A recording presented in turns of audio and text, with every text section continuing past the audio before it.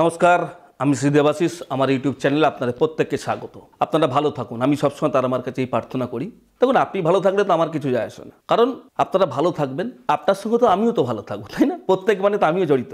তো আজকে যে ভাবটা নিয়ে আলোচনা করবো, এটা খুব গুরুত্বপূর্ণ পাঠ। কি দেখুন, প্রত্যেকটা পাঠই গুরুত্বপূর্ণ সেটা নয়, বাট এটা কি আপনার ভাগ্য। নবম ভাব, নবম ভাব আবার উচ্চ বিদ্যাও দেয়, নবম ভাব বিদেশ যাত্রা দেয়, নবম ভাব পিতা পুত্রের সম্পর্ক দেয়, নবম ভাব দেবে আপনাকে বিদেশ যাত্রা, ধর্মের প্রতি বিশ্বাস। আপনি দেখুন, আজকে আমাদের জীবনে যা ঘটে অবশ্যই ভাগ্যের একটা ফল 100% থাকে। আমার ভাগ্যে যদি না থাকে আমি কিন্তু হাজার চেষ্টা করলেও হবে না, এটা কিন্তু বাস্তব কথা। অনেকে জ্যোতিষী বলে আমি ভাগ্য চেঞ্জ করে দেবো, আমি কিন্তু পারি না।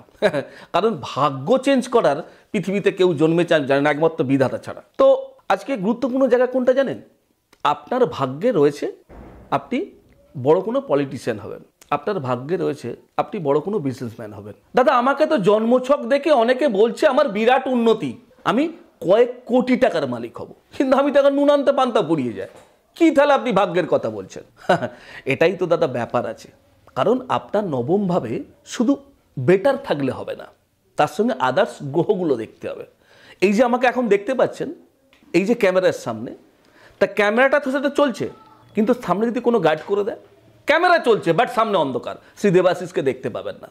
আপনার ভাগ্যে রয়েছে আপনি কোটি টাকা ইনকাম করবেন, এভরি ডে বিশাল টাকা আপনি ইনকাম করবেন, কিন্তু এই যে বললাম ক্যামেরা গার্ড, আপনার কোনো গ্রহ আপনাকে গার্ড করে বসে আছে। তাহলে আপনার আর একটা প্রশ্ন থাকবে, দাদা আমার ভাগ্যে রয়েছে হবে, আমিও বলবো আমার ক্যামেরা চলছে দেখতে পাবে আমাকে, কিন্তু গার্ড করে রেখেছে। সেরকম আপনার ভাগ্যটাকেও গার্ড করে রেখেছে।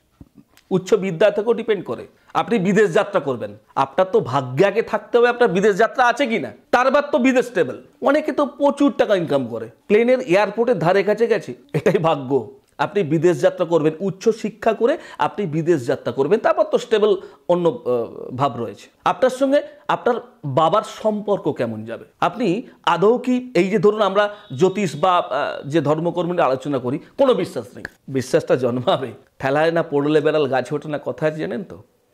আমি শ্রী দেবাশিস আজ পর্যন্ত যতগুলো কাজ করেছি কনফিডেন্টলি কাজ করি এবং 100% গ্যারান্টি দিয়ে কাজ করি। কেন জানেন? কারণ আমি চাই আমাকে কেউ না একটা বাজে কটূক্তি করুক। কারণটা কেন? প্রত্যেকের টাকার দাম আছে, আপনার যেরকম টাকার দাম আছে, আমিও যে শ্রমটা দিই তারও দাম আছে, আমার সম্মানের দাম আছে। আপনি অর্থটা দেবেন ঠিক জায়গায় ঠিকভাবে, আমিও শ্রমটা দেবো ঠিকভাবে, যাতে আপনার সঙ্গে আমার একটা কম্বিনেশন তৈরি হয়। কি? আপনাকে কাজ দিলে আপনি আরো 10টা লোককে বলবেন, আপনি তো উপকার পাচ্ছেন, আপনার দ্বারা আমি সম্মান পাচ্ছি। আপনি যে 10টা লোককে আপনি শেয়ার করছেন, সেই 10টা লোকও কিন্তু আমাকে সম্মান দেবে। অর্থ তো আসবেই, নো ডাউট, লুকিয়ে তো কোনো লাভ নেই। কারণটা, একজন যখন 10 জনকে বলবে, সে তো আমার প্রতি 100% বিশ্বাস করবে। এই বিশ্বাসটা অর্জন করব আপনাকে দিয়ে, আপনাকে কাজ দিয়ে, সেটা যে কোনো সমস্যা হতে পারে। আপনার নবমভাবে কি বললাম? উচ্চবিদ্যা, আপনার নবমভাবে বিদেশ যাত্রা, আপনার নবম ভাব আপনার ভাগ্যকে চেঞ্জ নয়, আপনার ভাগ্যে রয়েছে আপনি ভালো বাড়ি, ভালো গাড়ি, ভালো ওয়াইফ, সব কিছু আপনি করবেন ভালো, কিন্তু আপনার গ্রহগত কারণের জন্য আপনার সুতো শেষ হয়ে যাচ্ছে। সেই জায়গাটাকে ঠিক করবে। ইয়েস, আমি শ্রী দেবাশিস আপনাকে চ্যালেঞ্জ করে দিচ্ছি। ইয়েস, আমি চ্যালেঞ্জ অ্যাকসেপ্ট করি। এনিওয়ান আমাকে চ্যালেঞ্জ করুক, আমি চ্যালেঞ্জ সবসময় অ্যাকসেপ্ট গ্রহণ করতে ভালোবাসি। ভালো থাকবেন, ভালো রাখার দায়িত্ব শ্রী দেবাশিসের। কেন আপনি মুজরে পড়ে আছেন? ভালো থাকবেন, ইয়েস, ভালো রাখবো। এবার তো বিদায় দিতে হবে। এত কিছু বলার পরে ভাবছেন আরেকটু বলুন?